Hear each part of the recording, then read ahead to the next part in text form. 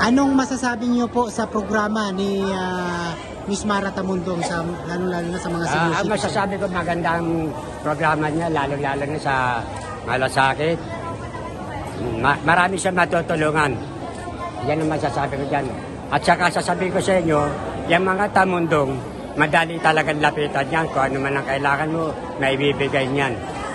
Lalo-lalo na nga, nung nabubuhay pa yung kanyang ama. Ang pagkakaalam ko, naging kanang kamay yata yan ni Mayor Alfredo Lim. Yan ang pagkakaalam ko noong araw. Pero pagka lalapit ka at kailangan mo ng tulong, hindi kayo pahihindihan ng mga Tamundong. Yan ang masasabi ko.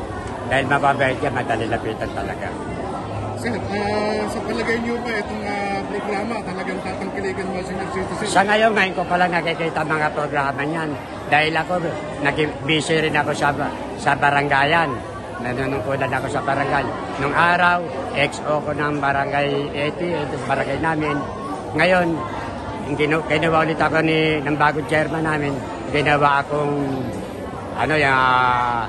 desk officer. Sa palagay niyo ba napapanahon na para aksyonan na itong ganitong klaseng programa para po sa ating mga senior dapat, citizen? panahon na nga, dapat na. Ano niyo po nasabi niyo, sir? Dapat yan. Dahil nung mabalitaan ko na nag-ano si Mara, sa ngayon pala kinakampanya ko na siya. Mula na mabalitaan ko yan. Sinasabi ko sa kanya, matulungin yan, madaling lapitan, kung ano man ang kailangan ninyo. Pwede kayong lumapit sa akin, pupunta tayo sa lugar nila, sa may Asuncion, pupunta tayo. Matutulungan kayo kung ano kailangan ninyo. Yun yung sinasabi ko sa kanya. Sir, mensahe nyo sa mga senior citizen na hindi pa nakapag-online registration? Ngayon pa lang, hindi ko pa masyado alam ang rehistruan niya. Ngayon pa lang naalaman yan. Kaya bilang tulong ko naman, ako na nga nanawagan sa mga senior, nanyaya ako sila pumunta rito para makinig nga, para magparehistro sila sa online registration. Tay, ano po masasabi ninyo bilang kabalikat si Miss Mara Tamundong ni PBBM? At, pakiulit? Ano po masasabi niyo po dahil isa po siya sa kabalikat ni Pangulong Bongbong Marcos at itong mga programa na ibinaba ni Pangulong Bongbong Marcos talagang tumutulong din siya. Ako'y natutuwa. Natutuwa ako kasama siya ngayon ni PBBM na naging kabalikat siya, magkatulog sila sa ngayon sa malasakit. Natutuwa ako dyan dahil sa bagay na yan, marami siya matutulungan. Alam ko marami nangangailangan ng tulong nila. Yan. Kaya nung malaman ko nung mabalitaan ko pa lang na si Mara kabalikat na ni PBM, ako'y tuwan-tuwa. Labis-labis ang aking katuwa. Dahil alam ko, dahil siya ay matulungin. Dahil yung mga pamilya ng Tamundong ngayon, matulungin talaga. Yan. Sir, mensahe po para sa ating mahal na Pangulong Bongbong Marcos. Ano? Mensahe po para sa ating mahal na Pangulong Bongbong Marcos. Ang masasabi ko sa mahal namin Pangulong Bongbong Marcos, ipagpatuloy ko ninyo kahit nung araw, hindi nyo dahil naalala ko, dahil ako naging empleyado rin ako ng Senior Marcos. Nagtrabaho ko sa Manila Sub bilang casual. Unang-una, nagtrabaho pa ako sa DPS bago ako nalipat sa Manila Sub. Yan ay sa panunungkulan pa rin ng Senior Marcos. Ngayon, kaya nalungkot lang ako na magkaroon niya ng people power, nalungkot ako. Kaya nawalan din ako ng trabaho, marami rin nawalan ng trabaho. Kaya nung sa panunungkulan ngayon ni PBBM, maraming natutulungan. Alam ko lahat ng pangarap niya, pangarap ng tao, alam ko pangarap niya rin yan. Kaya tuwa-tuwa ako.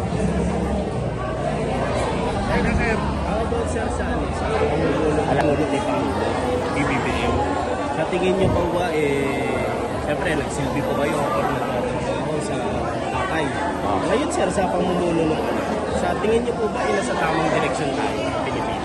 Kaya sa tingin ko na, dahil nararamdaman ko na medyo gumiginahawa na ang buhay ng mga mamamayan ng Pilipinas.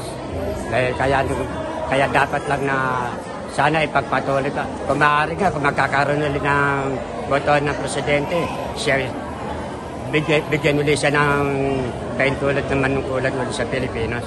Yun nga ang dalangin ko sa Diyos. Sana magkaroon ng ganun. Kasi daming mga paninira sa presidente. Ang daming mga buwabalan siguro. Sa mga paninira Ano masasabi mo? Dahil tungkol naman sa mga paninira yan, hindi ko pinaniniwalaan lahat yan. Sinasabi nila pamilya Marcos magnanakaw. Hindi totoo yan. Dahil alam ko, nung maging presidente pa lang, ang matanda, yung senior, talagang mayaman na yan. Sundalo yan, noong araw.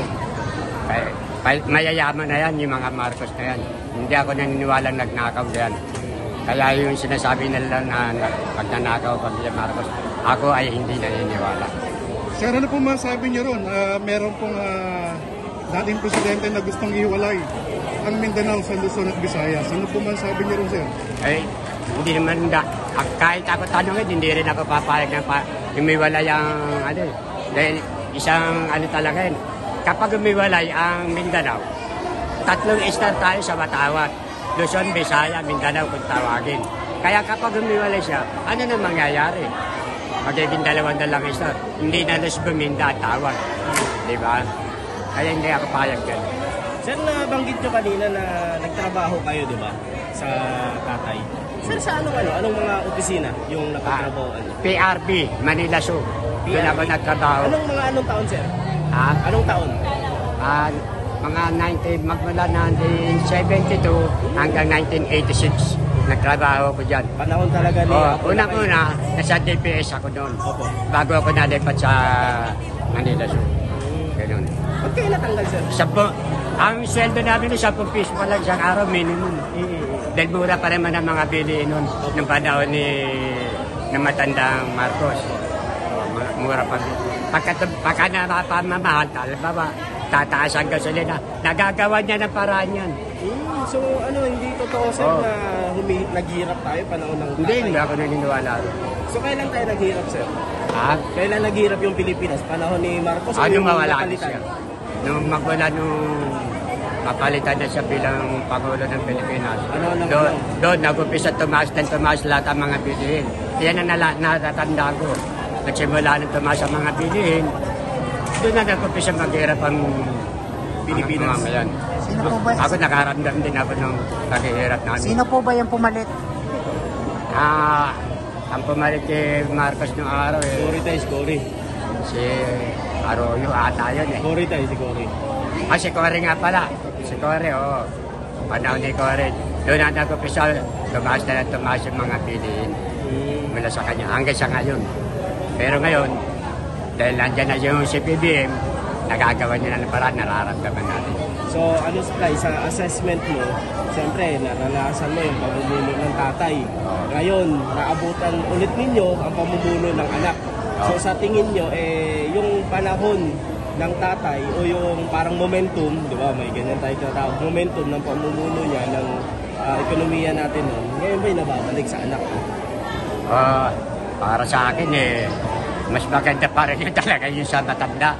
Pero nararamdaman ko kay PBM, gusto niya lang ipagpatuloy ang ng tatay niya. Parang yung nararamdaman ko. Binabangon niya uli ang Pilipinas. Yun ang nararamdaman ko. At sana, dalangin ko, matuloy yung sinasabi niyang bumaba ang presyo ng bigas. Yan ang panalangin. Pangarap niya rin yan. Naniniwala po ba kayo na babalik sa 20 pesos ang presyo ng isang kilong bigas? Pero mahirap paniwalaan. Dahil sa ngayon, napakamahal talaga. Ang mga magsasaka natin, nahirapan na rin. Pag ginawang 20, kawawa rin naman yung mga magsasaka. Kaya kailangan, kung ano lang nararapat, palagay ko magagawa ng paraan ni PBM. Kung hindi man mapunta sa 20 pesos, at least At least 40 or 50 or mas mababa pa. Ganun, 45. Diba? Sana nga bumaba pa. Kung sa mga 50, kumari bumaba pa ng papayag na rin ako kahit mga 30 lang. Kaya kayo? Loyalista kayo? Loyalista po talaga kayo? Ay, loyalist kami. Mga Marcos lahat yan. Loyalist kami mga marami dito. Alam ko mga loyalist. Katulad nung lang nandyan, isang kamagana ko yung kausap kanina ni Mara, Opo. yun, balituin niya yun. Loyal speed yan. Sir, pabor po ba kayo na buksan muli yung Bataan Nuclear Power Plant? Ano? Yung nuclear power Bataan plant, tayo, pabor po Bataan. ba kayong buksan muli ng ating mahal na Pangulong Bongbong Yung Marcos? project Ay, na ay kung kinakailangan, dahil alam niya naman na ano eh, kung talagang karapat dapat na buksan yan, nasa kanya na yun. Hindi ko na inaano yun. Kung para sa Mamamayan. makakaginhawa sa mga mayan, eh di buksan niya. Ganun.